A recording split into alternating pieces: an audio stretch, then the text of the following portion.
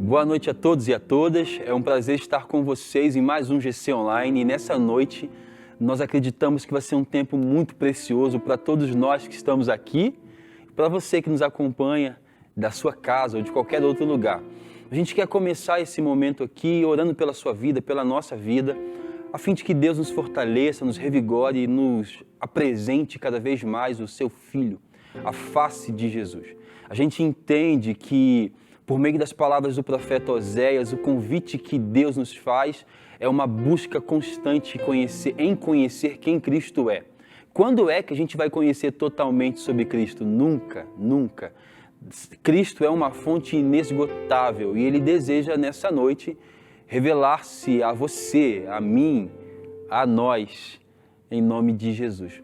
Para isso eu queria poder orar por você, orar por nós, pedir para que Deus nos dê sabedoria nessa noite, nos dê sensibilidade à sua voz, quebrante os nossos corações, nos conduza à sua vontade, nos apresente os seus desejos e desígnios. Amém? Feche os seus olhos, por favor, de onde você estiver, e vamos orar ao Senhor. Senhor, nós te louvamos, nós te bendizemos, Pai. A gente tem inúmeros motivos para te agradecer e também para te pedir perdão.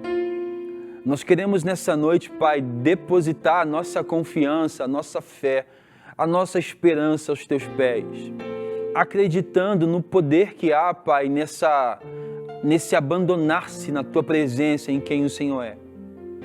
Pai, a nossa oração nessa noite é para que o Senhor nos guarde, nos livre de nós, para que o Senhor nos guarde, Pai, ou nos livre de um coração, Pai, inclinado para aquilo que não corresponde à Tua vontade.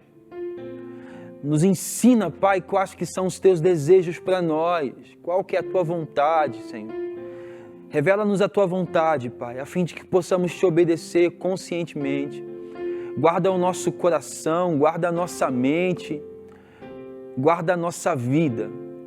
Nós estamos aqui e a nossa oração é essa. Nós pedimos para que o Senhor, enquanto estivermos aqui adorando ao Teu nome, o Senhor possa alcançar pessoas que estão presas, pessoas que estão soltas, pessoas que estão enfermas ou não.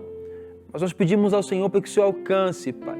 Que onde houver uma pessoa participando desse GC Online, que essa pessoa possa ser alcançada, abraçada pelo Teu perdão, pelo Teu amor, Pai.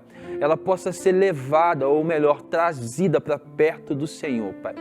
Nos dê da Tua graça hoje, derrama as Tuas misericórdias sobre nós, abre os olhos do nosso entendimento, Pai, do nosso coração, para que possamos ver, tira todas as escamas e as disposições contrárias à Tua vontade, Pai, a fim de que a gente possa atentar para aquilo que o Senhor está nos mandando fazer. Nos dê um coração disposto a obedecer, um coração disposto a obedecer. Em nome de Jesus Cristo, Teu Filho, nós oramos assim. Raíssa?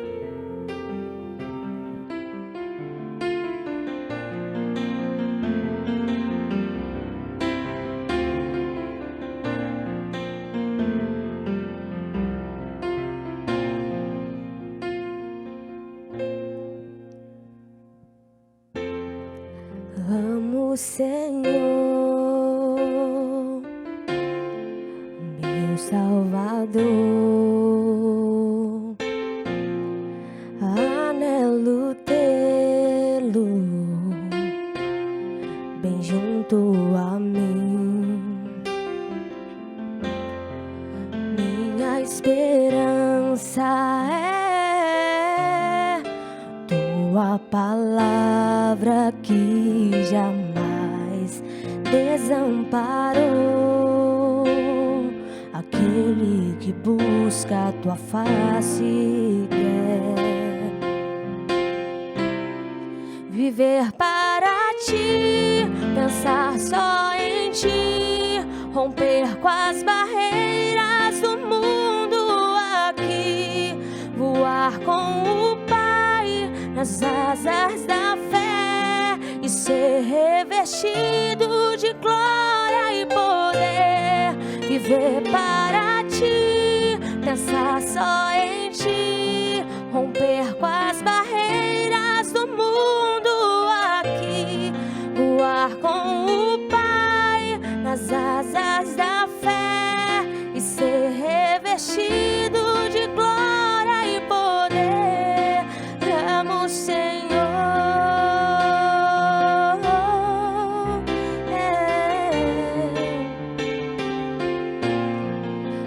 amo o Senhor.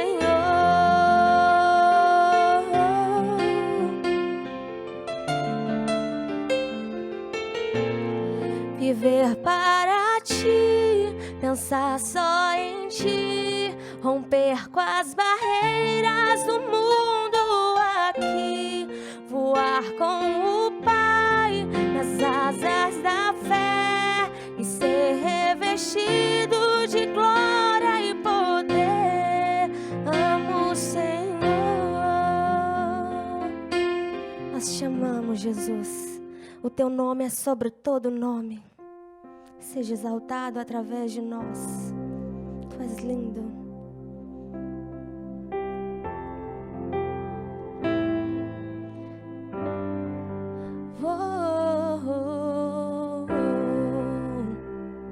Nós te adoramos, Rei Jesus.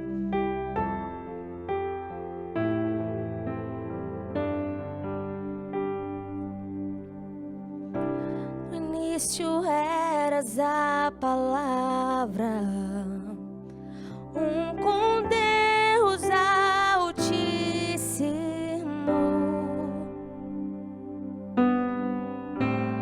O mistério de sua glória, Cristo em ti se revelou. Oh, quão lindo esse nome é! Oh, quão lindo esse nome é! O nome de Jesus, meu Rei. Oh, quão lindo esse nome é! Maior que tudo Ele é. Oh, quão lindo esse nome é. Nome de Jesus.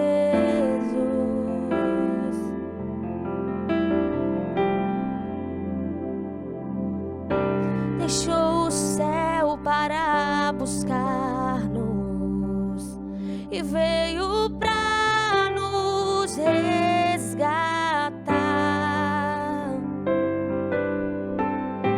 Amor maior que o meu pecado, nada vai nos separar. Oh, quão maravilhoso é! Oh, quão maravilhoso é o nome de Jesus, meu Rei. Oh, quão maravilhoso é!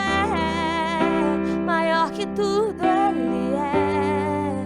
Oh, quão maravilhoso é nome de Jesus. Oh,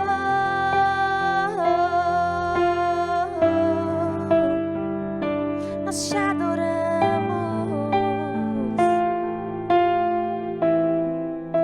A morte venceste, o véu tu rompeste.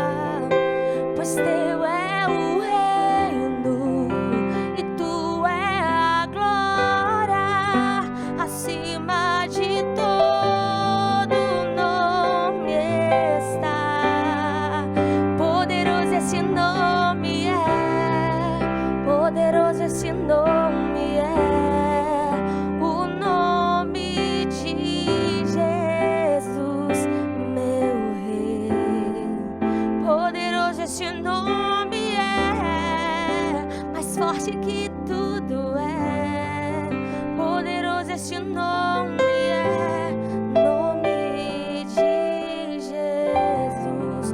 Poderoso esse nome é nome de Jesus. Senhor, nós te exaltamos, Pai, nós te agradecemos. Obrigado, Deus, pela nossa vida, por mais um dia de vida. Nós cantamos aqui sobre Teu nome, o Teu nome é vida para nós, vida em nós. E a nossa oração é para que a gente não se perca, para que a gente não perca a Tua vida em nós. Nos guarda, Pai, de nós, nos guarda, Pai, da problemática da existência. Nos fortalece, Pai, nos capacita a sermos aquilo que é Tua vontade para nós. Firma os nossos pés nessa rocha forte, nesse rochedo. Firma os nossos olhos elevados para Ti. Guarda nosso coração, guarda nossa mente. Nos guarda de pensarmos sobre nós mais do que devido. Nos guarda, Pai, de todo o egoísmo, de toda a soberba. Nos guarda de tudo aquilo que é meramente da carne ou humano. Nos dê uma capacidade, ou nos capacita a ver além do que os nossos olhos podem nos mostrar. Nós oramos assim nessa noite porque acreditamos no Teu nome. O Teu nome é vida, o Teu nome é poder, nome através do qual vidas são resgatadas e salvas. Por meio do Teu nome, Jesus, novas histórias são escritas. É o Teu nome que dá sentido à nossa vida. É o Teu nome que nos coloca no eixo da vontade de Deus. É o Teu nome que revela para nós um Deus que é Pai, que é bom, que é Rei, que é guardador, que é detalhista. É o Teu nome que faz com que cotidianamente, diariamente, nós nos apaixonemos por Ti. É o Teu nome que nos permite, sem condenação alguma, nos aproximarmos de Deus, chamando-o de Pai. É o Teu nome que faz com que todo choro e dor, toda lágrima, todo sofrimento seja temporário. É o Teu nome, é o Teu nome. Nós estamos aqui por causa do Teu nome. O Teu nome é vida para nós, vida em nós. E a nossa oração é para que cada irmão e irmã que está participando desse GC receba desse nome a vida necessária para se viver. Eu oro, Pai, para que haja paz no nosso coração. Eu oro para que o nosso coração abandone toda a tribulação, lançando aos Teus pés. Eu oro, Pai, para que o Senhor renove as nossas forças, renova a nossa capacidade, Pai, de responder à Tua vontade. Eu oro, Pai, para que toda a nossa vida seja achada numa plena confiança em Ti, Jesus. Não confiando em mim, não confiando em nós, mas confiando em Ti. Nós queremos confiar em Ti cada vez mais. Nós queremos nos abandonar na Tua presença, certos de que o Senhor é um Deus que é Pai cuidadoso, um Pai galardoador, um Pai bondoso. Por isso, nessa noite, não somente alcança nós 4 que estamos aqui, mas alcança também os que estão em casa, com o Teu poder, com a Tua glória, Pai, com esse despertamento, Pai, que só o Senhor pode dar e fazer. Mas desde já a gente Te agradece por tudo que o Senhor já fez até aqui. Nós Te louvamos pela Tua fidelidade e Te agradecemos, Te honramos pela nossa vida. Em nome de Jesus Cristo. Amém, amém e amém. Isso aí, gente. Mais uma vez, boa noite a todos e todas. É um prazer ter você com a gente nesse GC Online. Nós estamos aqui toda quinta às 20 horas. É um prazer receber você aqui. Hoje a gente vai para uma lição que é livre, né? A gente vai falar sobre a supremacia e também sobre a suficiência de Cristo. A supremacia de Cristo. Para isso, nós iremos ler o texto de Paulo aos irmãos de Colossos, aos Colossenses, no capítulo 1. Colossenses, capítulo 1, a partir do verso 15. Do verso 15 até o verso 23. Fala assim o texto. Ele é a imagem do Deus invisível, o primogênito de toda a criação, pois nele foram criadas todas as coisas, nos céus e na terra, as visíveis e as invisíveis, sejam tronos ou soberanias, poderes ou autoridades. Todas as coisas foram criadas por Ele e para Ele. Ele é antes de todas as coisas e nele tudo subsiste. Ele é a cabeça do corpo, que é a igreja. É o princípio e o primogênito dentre os mortos, para que em tudo Ele tenha a supremacia. Pois foi do agrado de Deus que nele habitasse toda a plenitude, por meio dele reconciliasse consigo todas as coisas, tanto as que estão na terra quanto as que estão nos céus, estabelecendo a paz pelo seu sangue derramado na cruz. Antes, vocês estavam separados de Deus e na mente de vocês eram inimigos por causa do mau procedimento de vocês. Mas agora ele os reconciliou pelo corpo físico de Cristo, mediante a morte, para apresentá-los diante dele, santos, inculpáveis e livres de qualquer acusação, desde que continuem alicerçados e firmes na fé, sem se afastarem da esperança do Evangelho, que vocês ouviram e que tem sido proclamada a todos que estão debaixo do céu. Esse é o Evangelho do qual eu, Paulo, me tornei ministro. Aleluia. Glória a Deus. Bem, nós vamos falar hoje sobre essa supremacia de Cristo. Nós escolhemos para poder falar sobre esse tema o texto de Colossenses no capítulo 1, a partir do verso 15. Quando o apóstolo Paulo escreve essa carta aos irmãos de Colossos, ele escreve a princípio para corrigir um falso ensino, né? Existe ali os irmãos eles estão aderindo a um gnosticismo, ou a parte, existe uma heresia de Colossos, né?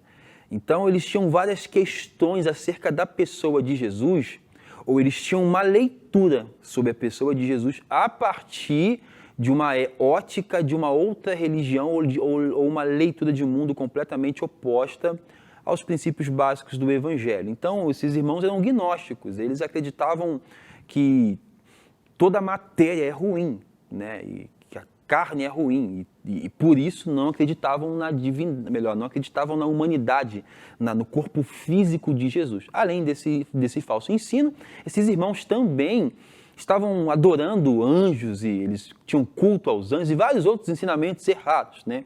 E como Cristo, ele é a ênfase da nossa pregação e da nossa vida, faz-se necessário que o apóstolo Paulo, então, escreva, trazendo discernimento para esses ouvintes de quem Cristo é.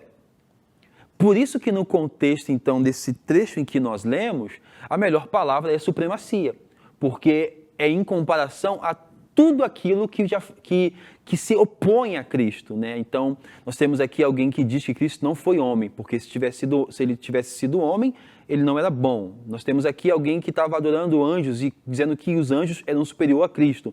Então, bem como o autor de Hebreus vai colocar Jesus em superioridade aos anjos e a Moisés, o apóstolo Paulo aqui, nesses versos, está dizendo que Cristo ele é superior, primeiro ao pensamento da época. O Cristo, ele é atemporal, ele está acima do que nós pensamos. Nós já tivemos vários movimentos sociais, né, de modernidade, pós-modernidade, iluminismo, renascentismo, tudo isso já aconteceu, e a ideia de quem Cristo é, de certa forma, o que Cristo é, vamos pôr assim, não a ideia, o que Cristo é, de fato, permanece inalterado, né? Apesar das filosofias, das mudanças de raciocínio, das mudanças teológicas, o que ele é permanece ali, apesar de nós mudarmos em muitos aspectos, o que ele é, de fato, permanece desde a eternidade. Então o apóstolo Paulo, Anderson, ele escreve para esses homens e mulheres, para essa igreja, ou para essa comunidade local, a fim de dizer que Cristo ele é superior ao que eles estão pensando sobre Cristo. Isso já é para nós um confronto, porque Cristo ele sempre vai ser maior do que o que nós, enquanto pessoas que têm um pensamento finito, limitado, podemos dizer sobre ele. Então, quando o texto começa falando assim, ele é a imagem do Deus invisível, né? quando o apóstolo Paulo apresenta esse Cristo como a imagem do Deus invisível, como é que você entende isso? Como é que isso chega até a sua mente? Cristo é a imagem do Deus invisível. Eu vi um termo falando sobre que o Cristo, né, ele é a imagem, ele é o rosto humano de Deus. Esse termo rosto humano de Deus trouxe para mim muito essa questão da identificação. Porque você falou sobre esse gnosticismo que estava tendo na época, se for avaliar nossas leituras de vida, na atualidade também permanece muito essa ideia do gnosticismo. A gente coloca muito uma dimensão em superior à outra. Tem esse dualismo, né, que a gente chama. Ditamos umas coisas como espirituais e colocamos as outras em inferioridade. Então, por muitas vezes, até a figura do Cristo, o homem, para muitas pessoas, é reduzida. Aí coloca a superioridade do Deus Pai sobre o Deus Filho, porque a imagem humana para nós, a imagem da carne, é muito mal vista. A gente tem uma unidade muito inferiorizada.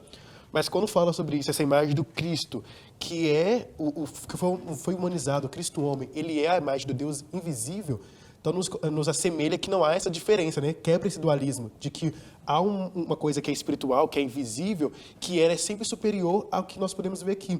Mas ao ele se humanizar, traz muito essa ideia também, essa imagem, dele conectado com Deus, que não está desligado, que é um só Deus, que não há superioridade entre um ao outro, e que o Cristo humanizado, ele é o próprio Deus, e ele tem essa divindade por completo. E é importante que a gente lembre que o apóstolo Paulo, ele escreve num contexto, pós-ascensão de Cristo, em que ainda havia uma dificuldade de aceitar que esse Cristo, ele é o Messias, havia uma dificuldade de aceitar que esse Cristo era enviado por Deus, né? O apóstolo Paulo, o que ele está dizendo aos irmãos aqui de Colossos esse homem não somente é enviado por Deus, como ele é a expressão exata. Claro que o autor de Hebreus fala expressão exata, o apóstolo Paulo fala que ele é a imagem do Deus invisível. Agora, quando Paulo faz isso, ele está dizendo assim, ele não somente é enviado, como olhando para ele, nós podemos ver Deus. E aí no contexto, Raíssa, em que homens adoram a um Deus que é conhecido pela tradição oral, onde o pai passa para o filho, que um vai passando para o outro, nessa realidade de sociedade, surge um homem, primeiro surge Jesus. Quando Cristo surge, os discípulos falam assim, Senhor, mostra-nos o Pai. Ele fala assim, opa, quem vê a mim, vê o Pai. Depois surge Paulo, dizendo assim, quem olha para esse Cristo, quem vê esse Cristo, vê Deus. Então aquele Deus que havia ficado oculto e escondido ao longo de séculos, revelado por meio de algumas teofanias, que são aparições visíveis de Deus, revelado às vezes por meio de sinais, de alguns prodígios, né? Esse Deus que não fora visto nem por Moisés, agora aqui o apóstolo Paulo está dizendo que esse Deus pode ser visto pela face de Jesus. E ele diz isso dentro de um trecho do texto que nós lemos, dentro de um contexto em que torna Cristo superior, e aqui é muito mais do que superior a qualquer imagem de barro ou a qualquer construção. É superior à filosofia desses próprios irmãos, né? Como o Anderson mesmo disse, a gente como um ser que tem uma origem pós-queda, Adão e Eva pecaram, e nós, por conta disso, nós herdamos esse pecado e Cristo vem para poder sanar essa problemática toda, né? É um equívoco nós pensarmos que podemos trazer toda e qualquer definição sobre Deus. Independente da ótica que a gente vai usar, sempre vai haver um limite. Não há como nós exaustivamente definirmos tudo aquilo que Deus é. Mas o autor, Paulo, está dizendo que o que se pode conhecer de Deus, ou melhor, que a face do Deus invisível pode ser vista ao olhar para a face do Cristo, né? Fala assim, ele é a imagem do Deus invisível, o primogênito de toda a criação. Como você entende a mesma coisa que eu perguntei para o Anderson, quando você ouve assim, Jesus falando, quem olha para mim, vê o Pai. Quem deseja ver o Pai, precisa olhar para mim. Como que você entende essa relação? Cristo, o Pai, eu olho para Jesus, eu também vejo o Pai, essa relação entre eles. Vamos falar entre as pessoas da Trindade. Então, para nós humanos, que tem uma capacidade tão limitada, né, para poder mensurar a grandeza desse Deus, a grandeza de Jesus, É difícil para a gente poder mensurar, mas eu entendo que quando nós olhamos para Jesus, nós vemos ali uma união. Uma Uma união harmonia. entre os três, Uma harmonia. exatamente. Eles não estão, entenda bem isso, eles não estão divididos numa hierarquia como nós pensamos hierarquia. Né? Eu sei que nós temos termos teológicos, né, para poder definir hierarquia, mas isso é nosso e é completamente limitado a nós. É um raciocínio meramente humano que é bom, mas é nosso. Então, assim, a gente tem dificuldade de entender que o Pai e o Filho são um e que o Espírito é um. Né? O Espírito Santo parece ser o terceiro, o Deus esquecido. O Filho é aquele que foi enviado pelo Pai, o Pai é o Criador de tudo, e parece que eles não participam um da obra do outro, né? Quando, na verdade, ao olhar para a Trindade, nós percebemos que eles, de forma unânime, mutuamente, estão trabalhando juntos em direção a um mesmo propósito. Estou equivocado? Estou errado? Tá. Não. Essa harmonia perfeita que para nós é mistério. Tipo assim, eu gosto de definir quando pergunta sobre Deus, o que é Deus para você? Quem é Deus para você? Eu falo, gente, Deus é mistério, porque a partir do momento que eu consigo decifrar esse mistério, eu me torno dono desse mistério, eu me torno dono desse Deus. Então não sou mais, eu me torno dono dele, eu sei tudo sobre ele e eu detenho conhecimento sobre ele, então eu detenho poder sobre ele. Então, sempre que nós tentamos ir conhecer sobre Deus, ele fala assim, olha, tem muito mais para te mostrar, ande mais um pouco. Você fala assim, nossa, é muito grande, né? Nenhuma leitura consegue capturar essa imensidão desse mistério. Sabe uma coisa que é interessante? Demais, o Anderson, é o impacto que a gente tem em perceber em Cristo a face de Deus. Porque lembra que no Velho Testamento, Deus está mandando matar pessoas, está destruindo povos, está enviando punição, ele está usando de uma violência para poder manifestar a sua vontade, a fim de que, no final de tudo colidisse com o seu propósito. Ok. Mas quando a gente encontra, a gente ouve dizer que o filho do carpinteiro, né, uma criança assim, sem um bom nascimento, né, pode sair algo bom de Nazaré? Quando a gente ouve dizer que esse menino, que até então nós conhecemos o seu pai, sua mãe, seus irmãos e irmãs, quando a gente ouve dizer que, olhando para essa pessoa simples e humilde, nós podemos ver a face do Deus que criou o universo, que isso? É doido, né? Porque a gente sempre pensa em Deus como ser extremamente... Não que não seja, né? Sim. Deus é um ser complexo demais. Paradoxal, né? É paradoxal, porque ao mesmo tempo que é muito complexo, por meio da face de Cristo é muito simples. Sim. Então, assim, você vê Deus fazendo coisas miraculosas ao longo da história do universo. E aí você vê um homem normal transformando água em vinho. Foi o que mais me assusta, me choca e me traz desnúbrio, isso tudo. Até mesmo diante desse cântico, né, que foi lido aí, fala muito sobre esse Deus grande, poderoso, cantamos muito sobre isso. E quando a gente canta sobre isso, a gente imagina, principalmente falando sobre supremacia, imagina uma coisa super grande, poderosa, bélica. Mas quando Cristo nasceu, daquela figura daquele menino, numa favela, numa figura do humilde, a gente fala assim, poxa, como? Porque quando se trata de grandeza, a gente imagina coisas altas, coisas ricas, com muito ouro. A gente vê ele se manifestando de forma humilde e toda a sua vida ele teve esse discurso de humildade, de rebaixar o que a gente acha que é elevado, mudando nossos parâmetros, aquele que acha que é maior vem servindo, que quer mostrar que você é menor. Isso é bem chocante para mim, eu acho muito paradoxal. Talvez por isso que a gente tenha dificuldade de entender que na face de Jesus nós vemos a face do Deus invisível, porque a gente não consegue aceitar que Deus, em Cristo, se revelou e se revela humilde. Nasce numa manjedoura, assim... Existem vários teólogos e discussões que vão falar sobre a riqueza de Jesus. A gente percebe na Bíblia que Jesus não é esse cara rico, não, ele não é, entendeu? Ele é um cara extremamente humilde. Tem vários relatos na Bíblia, assim, que um cara rico não precisa mandar multiplicar pães e peixes, não precisa mandar Pedro pescar para poder pagar imposto. Principalmente quem ele dava assistência, quem seu olhar estava focado. Sempre, muitas partes, nas pessoas que eram desprezadas, como as crianças, as mulheres, permitindo. E, tipo assim, aqueles que a própria religião fechou e falava assim, olha, vocês têm acesso. Então, quem numa estrutura de privilégio vai querer sair dessa estrutura para abraçar quem é desprivilegiado? É só realmente essa ideia de um Deus que se fez homem e que se fez pequeno. Um cara tão grande, que a gente leu sobre todos esses atributos dele, e definir ele se escolhendo ser pequeno, que ele optou ser pequeno, para mim, tipo assim, é algo que me deslumbra, sabe? E quando a Bíblia fala que Deus, ele Ele veio a nós e tabernaculou no nosso meio, na face desse Cristo humilde, na face desse Cristo homem, na face desse Cristo Deus. A gente precisa entender que a vida que Cristo vivia e viveu na terra, nesse plano, era uma vida de humildade, era uma vida de piedade, de dedicação à vontade do Pai, né? E às vezes a gente tem essa dualidade de achar que em oposição à humildade está o poder. Claro que não. Não tem nada a ver uma relação, não tem relação, Raíssa, uma coisa com a outra. Você pode ter muito poder e ser humilde. Claro que a gente tem dificuldade disso, porque pela nossa realidade dita para nós que quem tem poder não tem humildade nenhuma. Nem pode ser. Nem pode ser. Quando a gente olha para Jesus e vê esse homem com toda essa humildade, quando você para ler a Bíblia e você vê ele lidando com um tipo de gente que não faz sentido, a religião não quer.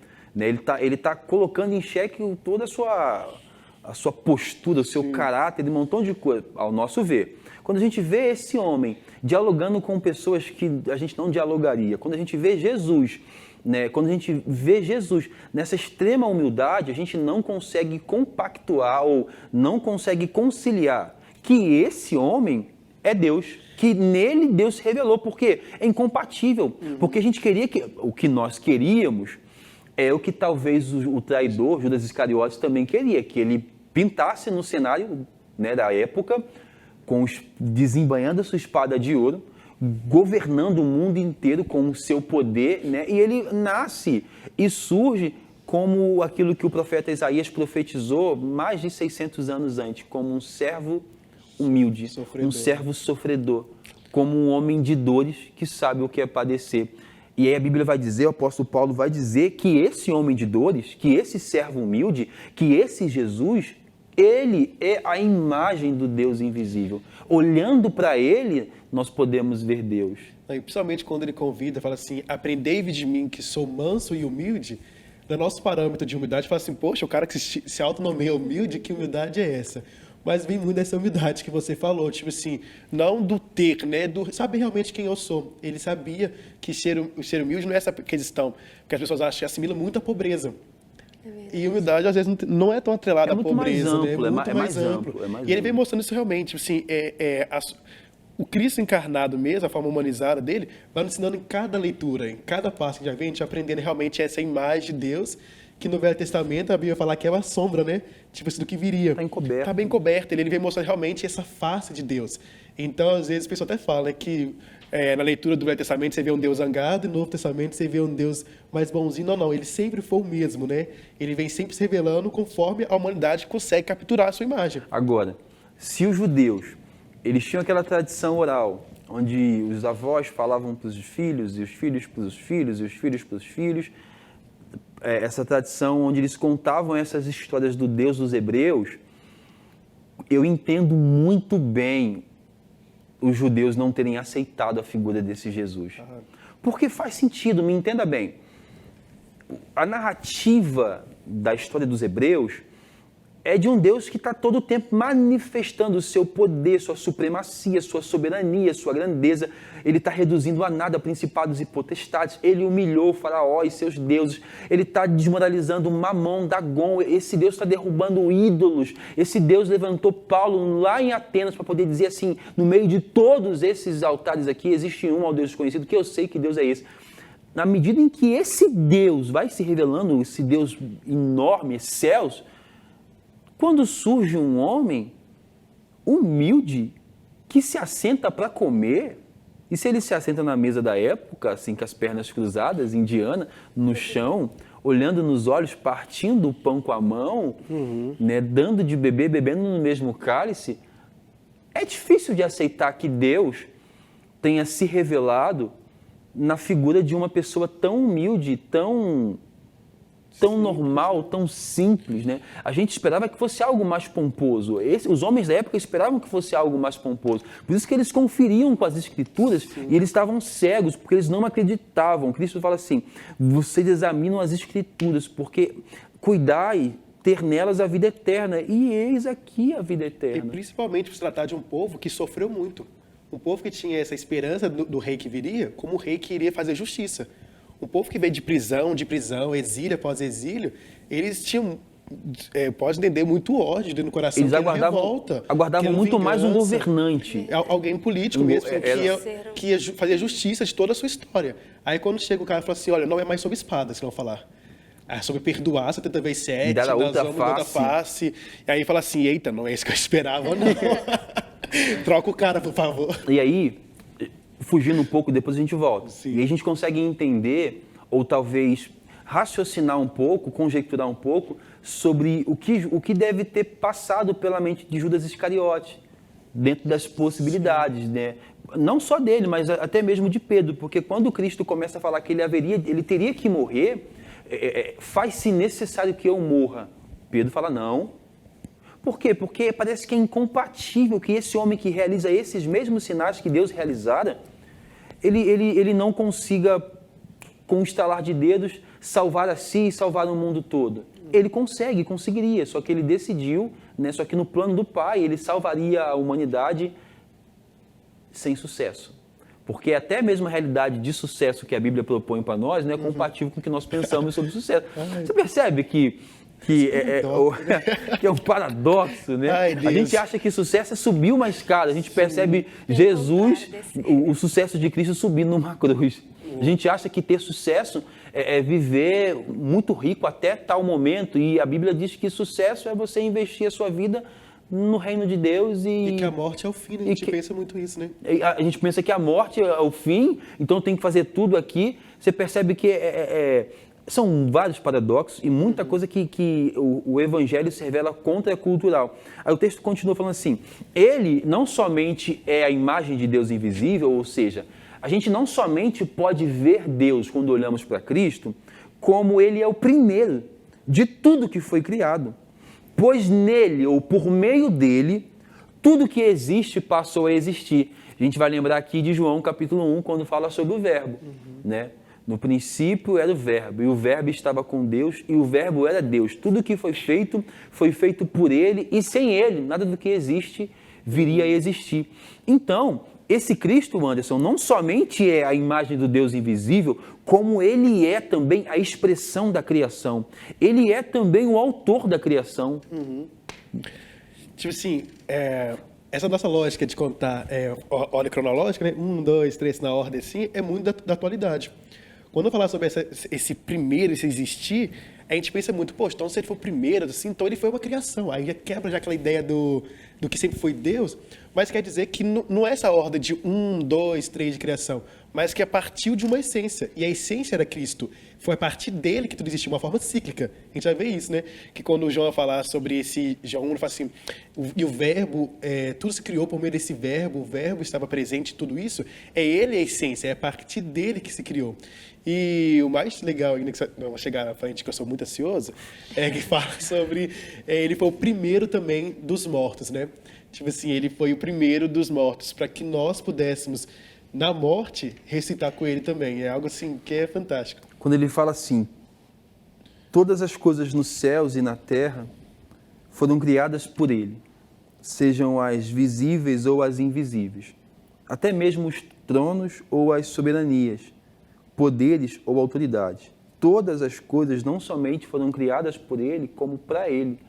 Raíssa, Paulo, falando para os irmãos de Colossos, diz que tudo que existe, existe por meio dele. E não somente por meio dele, como existe para ele. Quer dizer que tudo que está nesse limite de terra e céu deve prestar glória ou prestar conta ou exaltar naturalmente a Jesus. E aí? Como é que você entende esse direito de Jesus de dizer assim, tudo que existe, existe por mim e é meu, é para mim? Então, quando nós vemos toda essa glória, toda essa grandeza, logo nós, seres humanos tão falhos, nós queremos assim, não temos acesso a tudo isso. É muito grande, é algo que não dá para calcular, é algo muito perfeito. Mas, igual você falou, Jesus, ele era alguém que ele conseguia muito, como que eu posso dizer? Conciliar, administrar, né? Isso, administrar tanto poder com tanta humildade. E ali ele demonstra para nós, ele começa a se revelar em coisas simples. E isso faz com que nós sejamos mais, com que nós vamos mais próximo deles e dele começamos a viver uma vida para glorificar o nome dele. Fica mais fácil. É essa compreensão, né, de que o apóstolo Paulo também fala isso aos romanos, né? Aos romanos, né? Que essa compreensão de que dele, por ele e para ele são todas as coisas, é o que nos coloca diante dele de joelho, né? E aí a gente entende então que a questão da supremacia, que a questão desse Cristo, não somente da supremacia, como também da supremacia, da suficiência, né? Nos coloca de joelho diante de Cristo, primeiro diante de alguém que tem todo o poder. E segundo, diante de alguém que nos completa perfeitamente, sabe? Que tem poder para nos alcançar perfeitamente, porque tudo que existe, existe para o seu propósito, existe para a sua glória, existe para o seu louvor, entendeu? E o texto continua falando assim com a gente. Ele é antes de tudo, antes de todas as coisas, e nele, ou a partir dele, tudo subsiste. Diz assim, que antes que houvesse qualquer coisa, Anderson, ele já existia. E tudo que existe tem a sua origem nele. Nada do que existe teria poder para existir se não fosse Cristo. Essa é a essência, né? A gente percebe então ele como esse ser originador, né? Esse ser que dá sentido, que dá forma, né? Esse ser que está presente na criação, esse ser que está presente em todos os aspectos da vida do homem, do ser humano, em todos os momentos, né? O texto continua falando assim, ele é a cabeça do corpo e o corpo é a igreja. Rapidinho. Ele é a cabeça do corpo e o corpo é a igreja. É profundo. Porque se fala que ele é a cabeça do corpo, é ele que coordena. É ele quem dá as ordens, ele é o Senhor, é ele quem manda no seu corpo, né? Daqui vem as ordens. Cristo é a cabeça do corpo. E diz que o corpo é a igreja, né? Isso aqui é a igreja, né? Eu não acredito que eu seja a igreja sozinho. Eu acho que a igreja é mais de um, sempre. A igreja é o cumprimento daquilo que Cristo falou. Onde estiverem dois ou mais, não reunidos no culto, reunidos em torno do nome dele, né? Então, isso aqui é a igreja. Os outros irmãos que estão se reunindo em qualquer outra parte do mundo, você que está participando com a gente em qualquer lugar do mundo, você conosco também é a igreja. Agora, o que o texto fala para nós, que nos nossos ajuntamentos, ou que na nossa junção, existe alguém que governa sobre nós. E porque ele governa sobre nós, ele também governa sobre as nossas instituições, denominações. Ele governa sobre as nossas sociedades. E aí? E o que mais me espanta, Rafa, principalmente o termo supremacia, para mim, pelo fato histórico, é um termo que me assusta muito. Mas diante de Jesus, esse termo supremacia não vem mais como espanto, como algo que vai oprimir, como um termo opressor. Mas a gente se rende próximo dele, não mais com medo e tremor, mas com admiração e temor, que é esse amor por ele. Então, assim, é uma supremacia que até é diferente desse mundo. Enquanto a supremacia desse mundo oprime, limita, ele amplia, ele é afetivo, ele traz contemplação e admiração. Diante dessa grandeza toda, eu não posso simplesmente... O que me resta é prostrar e admirar e contemplar tudo isso. E é fácil nós compararmos o que o texto está falando com a nossa história recente. Os homens daquela época aguardavam um governante que os libertasse com poder e autoridade, de forma suprema, né? Soberana. Surge o filho de um carpinteiro, que nasceu numa manjedoura. Ok. Se nós formos ver na nossa história como sociedade recente, os governantes que surgiram e tinham supremacia, eles usaram da sua supremacia para matar milhares, milhões de pessoas. É por isso que Cristo confunde. E faz sentido o que o Anderson fala. Às vezes é difícil aceitar esse termo atrelado a Cristo, esse termo supremacia, porque nos faz lembrar de vários nomes, Mussolini, Hitler, Mao Tse Tung, e por aí vai. Vários homens que na história da sociedade, eles mataram muita gente, né? Mas a gente precisa entender que, diferentemente desses homens, a narrativa sobre esse Cristo, é de um servo manso, humilde, homem de dores, né? Que obteve sucesso não em matar pessoas, obteve sucesso ao dar a sua vida. É por isso que ele é digno, é por isso que ele é digno de ser exaltado. É por isso que o texto fala para nós que ele é antes de tudo, ele é o princípio, o primogênito. E é por isso que o texto fala assim no verso 19, por isso Deus se agradou que nele habitasse toda a plenitude, que tudo apontasse para Jesus. Quando nós falamos sobre a supremacia de Jesus, sobre a suficiência dele, nós não estamos falando sobre um Cristo que foi um ditador ao longo da história. Não, nós estamos falando de um servo manso e humilde, que a gente não aceitaria se assentar com ele, porque a gente ia querer que ele fosse muito mais, que revelasse muito mais o seu poder, que parecesse muito mais com o governante atual, e ele é completamente... Lutasse nossas guerras. Né? Lutasse as nossas guerras, abraçasse as nossas ideologias. Ah, não, ele está muito manso, muito... É um problema, né? Para nós, às vezes, é um problema olhar para Cristo e falar assim, Rafael, lembro na catequese, que surgiu tia Lúcia, né? Vocês conhecem a tia Lúcia, né?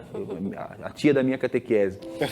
Ela começou a explicar essa questão de dar outra face. Eu falei, não, esse Jesus é um bobo.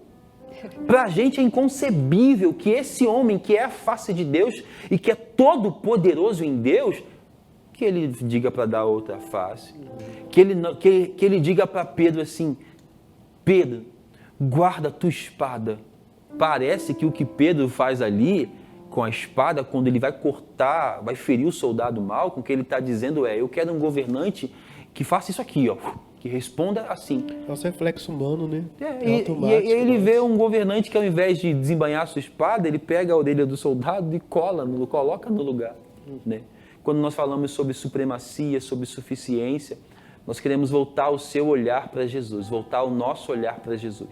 Entender que Ele é suficiente para nos salvar de nós, suficiente para nos salvar dos nossos erros teológicos, das nossas filosofias, suficiente para nos salvar das nossas confusões. É tanta confusão que a gente arruma, é uma liberdade de produção de conteúdo teológico, que é uma confusão imensa, né? E o convite do texto é assim, antes, o texto, depois que Paulo fala tudo sobre Jesus, ele fala assim, olha, antes vocês estavam distantes de Deus, na mente, no intelecto de vocês, e eram inimigos de Deus pelo mau procedimento de vocês. Mas Deus, pelo sacrifício do seu Filho, tem poder para lhes apresentar santos inculpáveis. No final do texto que nós lemos, mais uma vez Paulo está dizendo assim, e vocês sequer estão próximos de Deus pela produção intelectual de vocês. Vocês estão próximos de Deus, ó Colossenses. Não é porque vocês estão discernindo sobre o gnosticismo. Não, vocês estão próximos de Deus porque Deus, pelo sacrifício do seu Filho, Filho que foi exaltado sobre todo nome, né, vos trouxe para perto. Eu queria que nessa noite você entendesse que Deus é suficiente, que Cristo é suficiente. E Ele é suficiente porque o Pai atribuiu a Ele supremacia. Quero poder orar por você, orar com você, em nome de Jesus. Se você puder fechar os seus olhos, faça isso. Pai, obrigado por ter nos revelado a face do Teu Filho Jesus. Obrigado por ter se manifestado a nós com muita graça, com muito poder, com muita bondade. Obrigado por não desistir desse coração, às vezes, que está empenhado em ir para longe. Guarda nosso coração, guarda a nossa mente. Nos faz ver com os Teus olhos. Nos faz compreender ou não, nos faz aceitar que Jesus é maior do que tudo e todos. E que Ele não está pisando em pessoas, mas Ele está acima de qualquer produção teológica, de qualquer produção intelectual e de qualquer questionamento que venhamos a fazer. Nós precisamos descansar na verdade de que Ele é soberano, de que Ele é supremo e de que Ele é suficiente. Em nome de Jesus. Raíssa. Oh, quão lindo esse nome é. Oh, quão lindo esse nome é. O nome de Jesus, meu Rei. esse nome é, maior que tudo Ele é. Oh, quão lindo esse nome é, nome de Jesus. Oh, quão lindo esse nome é, nome de Jesus. Amém, amém. Deus abençoe você. Mantenha os seus olhos fixados no Senhor Jesus. Ele é suficiente para você, para nós que estamos aqui. Deus te abençoe e até semana que vem.